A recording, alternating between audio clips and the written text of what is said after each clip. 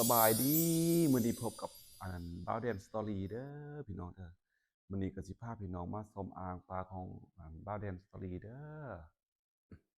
อขอทักทายสบายดีทั้งพี่น้องทั้งไทยทั้งลาวเด้อ FC เก่า FC ใหม่ที่เข้ามาชมคลิปบ่าวแดน Story เด้อว่ามื้อนี้บ่าวแดน Story พาพี่น้องชมอ่างสิเกลือปลาอยู่ในอ่างครับพี่น้องเฮาสิได้เปลี่ยนน้ำออกเพราะน้ำมันขุ่นหลายแหละ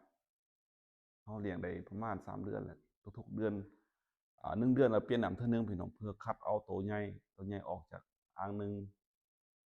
บ่ให้อยู่นำกันคันอยู่นำกันแล้วมันจะกินกันตัวใหญ่จะกินตัวน้อยแล้วก็บ่ทันอาหารพี่น้องปลาตัวใดใหญ่แล้วออกแล้วก็ตัวใดน้อยแล้วก็เลี้ยงอยู่นี่เก่าแล้วเปลี่ยนน้ำใหม่พี่น้องสิได้เกลือให้พี่น้องเบิ่งเด้อพี่น้องเด้อ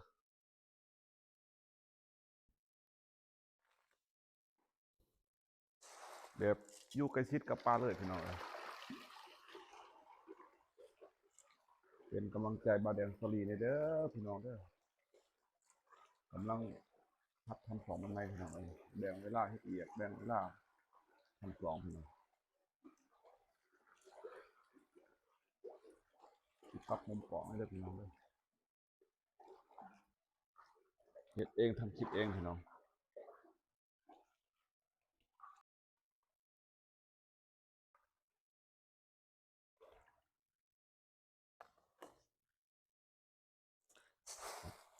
เองนำออก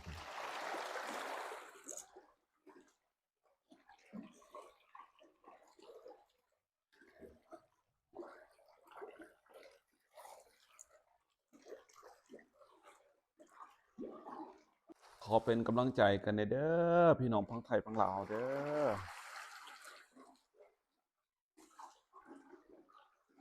ขอเป็นกำลังใจหาบ่าวแดน Story เด้อพี่น้องเด้อ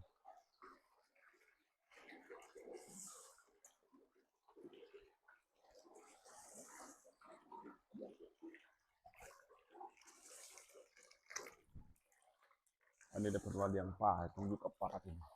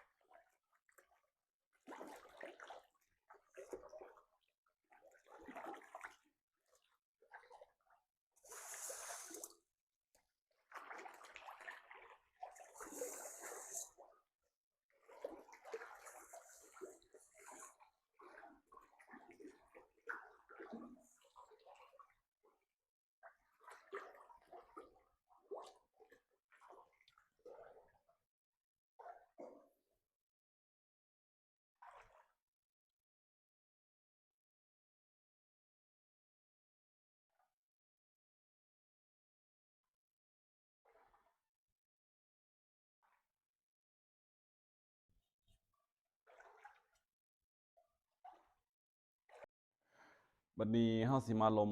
กันหน่อยนึงพี่น้องการเลี้ยงปลาในบ่อซีเมนต์เด้อคือว่าการเลี้ยงปลาในบ่อซีเมนต์นี่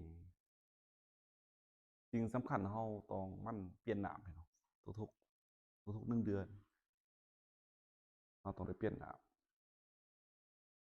ำถ้าเฮาบ่เปลี่ยนน้ำก็จะเฮ็ดให้น้ำเสียแต่ถ้าว่าเฮาสามารถเฮ็ด EM ได้หรือว่าเฮาซื้อนำเขาได้ก็ใส่ EM ก็ได้แก้น้ำเสียบ่ให้น้ำเสียถ้าว่าน้ำเสียนี่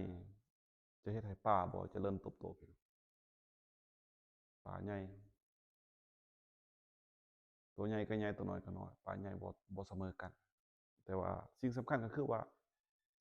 มันกฎกามันติดตามหั่นแหละตัวใดใหญ่ก็ออกคัดแหน่คือแบบ Bowden Story ตัวใดน้อยก็เลี้ยงต่อในบ่อนี้แล้วก็เปลี่ยนน้ำใหม่อันนี้นี่ตอนแรกเฮาสิได้เปลี่ยนน้ำพี่น้อง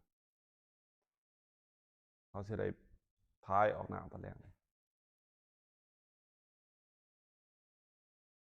เปลี่ยนน้ำแล้วเขาเลือกปลาบางทีอาจจะเฮ็ดเป็นคลิปบางทีอาจจะเฮ็ดเป็นคลิปไลฟ์สดพี่น้องก็อาจจะบ่ได้ถ่ายเป็นคลิปอันนั้นเป็นคลิปยาวแบบนี้สิเฮ็ดเป็นคลิปไลฟ์สดแล้วสิเลือกปลาตัวใดน้อยเลี้ยงต่อตัวใดใหญ่ก็ง่ายไปอยู่อันนั้นอ่างนั้นแต่ลูกค้าผู้ใดสนใจอยากซื้อเขาก็ขายออกเลยพี่น้องบ่ได้เลี้ยงขายออกเลยข้อมูลของอาหาร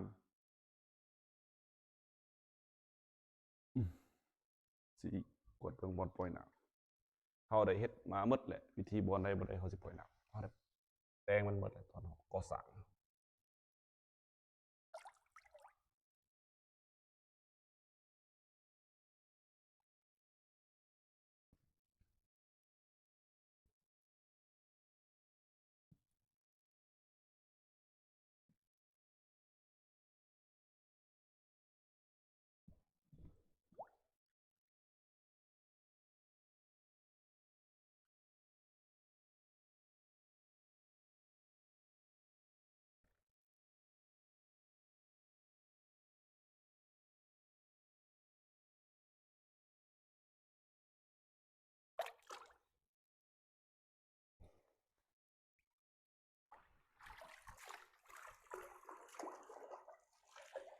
ข้าวใหม่ก่อน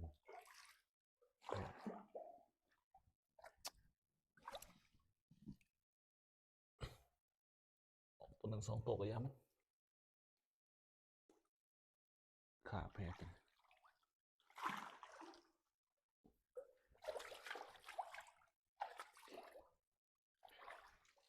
เฮ็ดเกษตรนี่เปื้อนพี่น้องว่าขี้เดียดนี่เฮ็ดบ่ได้เกษตร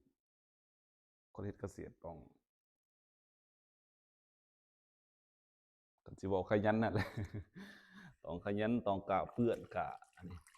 บ่ต้องเกียจงานแต่ว่าเฮานี่เคยผ่านเฮ็ดเวียกเฮ็ดงานมาหลายบ่อนหลายทีหนักกว่านี้เฮาก็เฮ็ดมาแล้วเฮาอยู่บริษัทเขาก็แฮงเฮ็ดหนักกว่านี้อีกอันนี้มาเฮ็ดกิจการของตัวเองก็บ่ได้หนักหรอก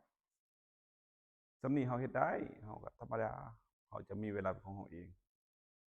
บ่แม่นว่าเฮาสิเปลี่ยนน้ำทุกมื้อน้ำนี่จะเป็นน้ำบาดาลเด้อที่อันนั้นเฮาได้ใช้แล้วก็น้ำนองปลาคอเบิ่งนั่นคันภาษาไทยก็ว่า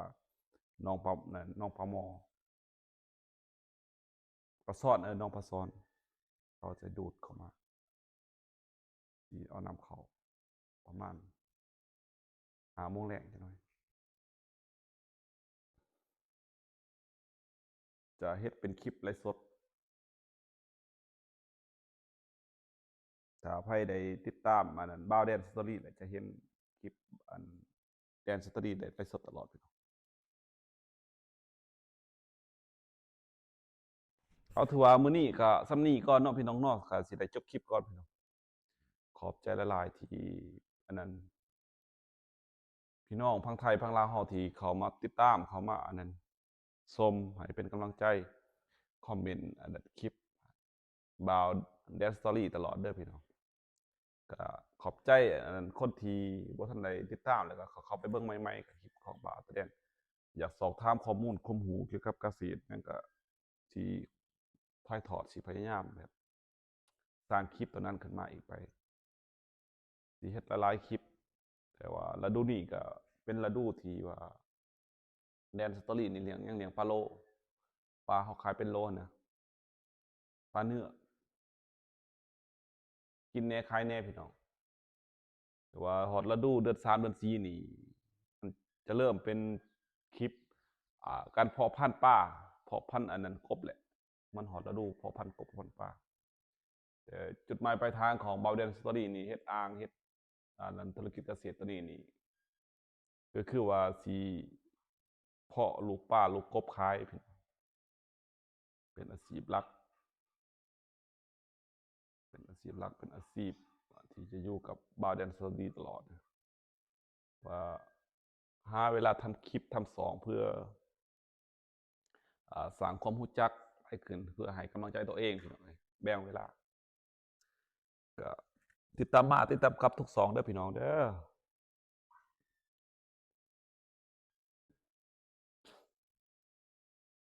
ขอบใจหลายๆพี่น้องทานผู้ชมทางบ้านเด้อทุกๆทางผู้ชมขอบใจหลายๆเด้อเดนสตอรี่ก็สิได้จบคลิปก่อนเด้อพี่น้องเด้อบ๊ายบายเจอกันใหม่คลิปหน้าเด้อพี่น้องเด้อคลิปบาเดนสตอรี่จะมาใหม่ตลอดพี่น้องจะมามื้อหนึง4-5คลิปพุ่นแหละ